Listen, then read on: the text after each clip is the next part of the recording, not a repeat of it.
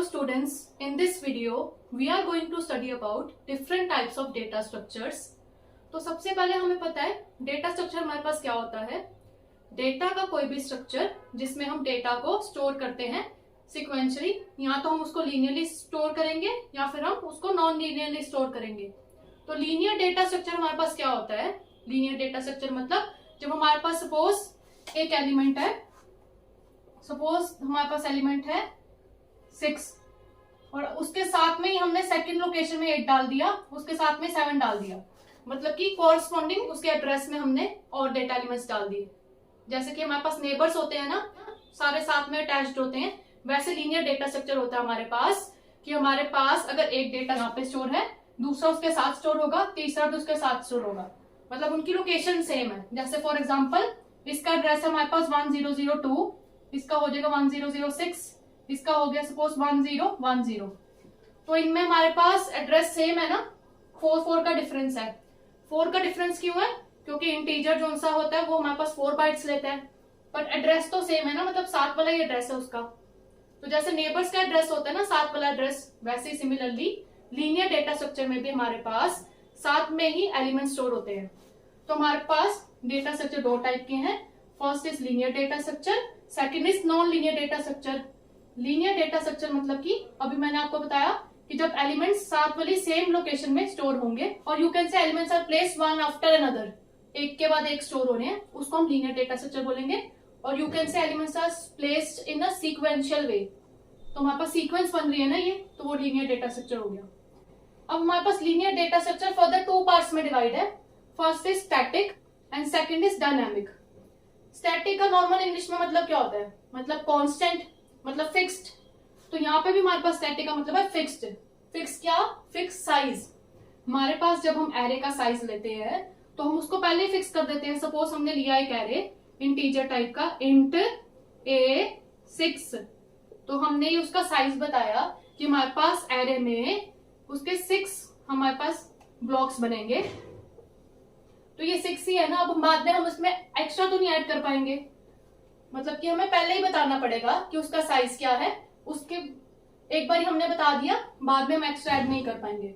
उसको बोलते हैं स्टैटिक, मतलब कि फिक्स साइज और कांस्टेंट जो हमारे पास होता है।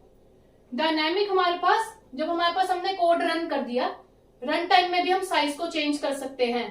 डायनामिक का मतलब क्या होता है कि हम बाद में भी साइज को चेंज कर सकते हैं। तो जैसे हमारे पास लिंक लिस्ट है, इसका एग्जांपल स्टैक एंड क्यू। तो लिंक लिस्ट में हम क्या यूज करते हैं, हम मैलोक फंक्शन यूज करते हैं ना, ताकि हमारे पास हम नया नोड बना सके। न्यू नोड को इंसर्ट करने के लिए हम मैलोक फंक्शन को यूज करेंगे ताकि हमारे पास डायनामिकली मेमोरी एलोकेट हो सके। डायनामिकली मेमोरी एलोकेट मतलब जब एक बार ही हमने प्रोग्राम लिखना शुरू कर दिया, पहले हमने सपोज साइज लिया 2 नोड्स जितना ही साइज हमने लिया कि ये हमारे पास फर्स्ट नोड है and this is second node, तो हमारे पास 2 नोड कनेक्टेड है। बट बाद में हमें लगा हमें और नोड्स चाहिए, तो हम मैलोक फंक्शन यूज करेंगे और हम और नोड्स ऐड कर देंगे, तो उसको बोलते हैं डायनामिक। तो हमारे पास स्टैक भी हमारे पास क्या होता है, डेटा स्ट्रक्चर है, क्यू भी हमारे पास एक डेटा स्ट्रक्चर है। ये सारे डेटा स्ट्रक्चर कैसे वर्क करते हैं आप आगे आने वाली वीडियोस में देख सकते हो उसको। हमें इस वीडियो में बस ये क्लियर करना है कि हमारे पास लीनियर डेटा स्ट्रक्चर क्या होता है, मतलब सीक्वेंशियल ऑर्डर में डेटा को स्टोर करना, एक के बाद एक नेबर्स में डेटा को स्टोर करना। नॉन लीनियर का मतलब होता है सपोज हमारे यहाँ पे घर का एड्रेस है 224, तो हमारे पास अब अगर 7 वाले घर का एड्रेस क्या होगा, 225 होगा, तो वो हमारे पास लीनियर डेटा स्ट्रक्चर हो गया। बट अगर सपोज हमारे पास 224 अटैच हो रहा है सीधा 506 के साथ, अब 506 जो है वो हमारे पास अटैच हो रहा है 101 के साथ, मतलब रैंडम वे में अटैच हो रहा है, उसको हम बोल देते हैं नॉन लीनियर। नॉन लीनियर का एग्जाम्पल क्या है हमारे पास, ट्रीज एंड ग्राफ्स।